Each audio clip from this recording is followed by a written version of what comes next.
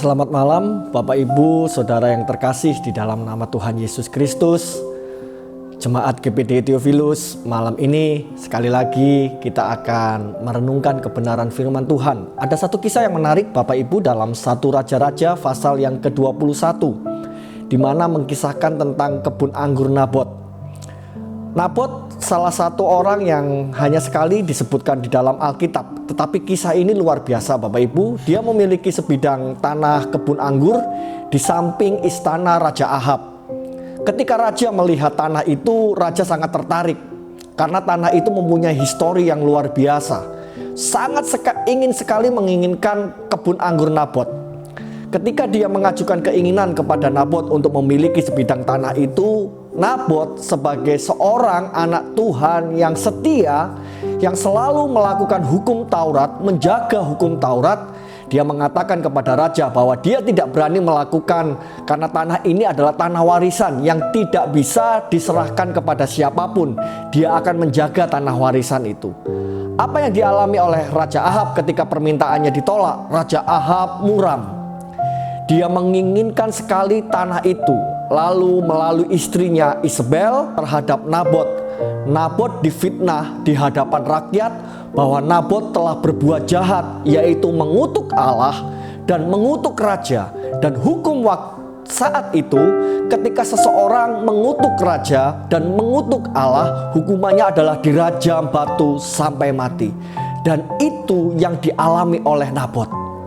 Oleh karena fitnah Raja Ahab bersama istrinya, Nabot mengalami kematian, dilempar batu sampai mati. Melalui perantara hambanya, Nabi Elia, firman Tuhan menjelaskan Tuhan murka, Allah marah, bahkan mengutuk dan memberikan hukuman kepada Raja Ahab. Raja Ahab dan keturunannya akan dibinasakan. Ketika Raja Ahab mendengar murka dari Allah, dia bertobat, dia minta ampun, minta belas kasihan daripada Allah. Dan ketika Allah melihat perbuatan Raja Ahab, Allah mengurungkan niatnya untuk membinasakan Raja Ahab. Allah meniadakan hukuman itu. Bapak Ibu Saudara, kalau nanti Bapak Ibu Saudara membaca satu pasal ini dan akan muncul tanda tanya besar. Mengapa Allah mengizinkan orang yang setia, orang yang takut akan Tuhan mengalami suatu kematian yang mengerikan? Mengapa orang jahat, orang berdosa, memfitnah orang, tetapi Allah membiarkan orang itu? Apapun yang terjadi, semua di bawah kedaulatan Tuhan. Bapak Ibu, kisah ini mengangkat bahwa Tuhan Allah itu adalah kasih. Ketika seseorang berbuat salah, ketika seseorang berbuat dosa yang sangat membuat Allah murka, kalau orang itu datang sungguh-sungguh bertobat, minta ampun kepada Tuhan, Allah kita penuh kasih, Allah kita penuh dengan pengampunan. Dan mengapa orang benar, orang yang takut akan Tuhan, yang mengalami kematian secara mengerikan seperti Nabot? Bapak Ibu, saya mau mengatakan di atas kebenaran firman Tuhan, cara seseorang meninggal tidak akan mempengaruhi kebaikan Tuhan, tidak akan merubah standar kebaikan Tuhan. Bagaimana manusia itu meninggal, Allah kita tetap Allah yang baik.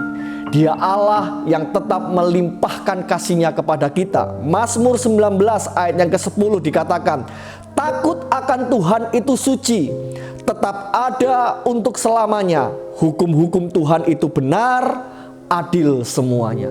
Jadi Bapak Ibu, apa yang dialami Nabot? Orang yang takut akan Tuhan, dia hidup dalam hukum-Nya Tuhan. Allah itu adil, Allah itu suci, hukum-hukum Tuhan itu benar, adil semuanya.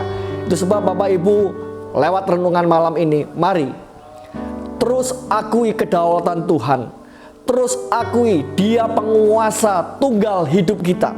Apapun yang terjadi di dalam hidup kita, Allah itu kasih, Allah penuh dengan pengampunan, Dia Allah yang adil.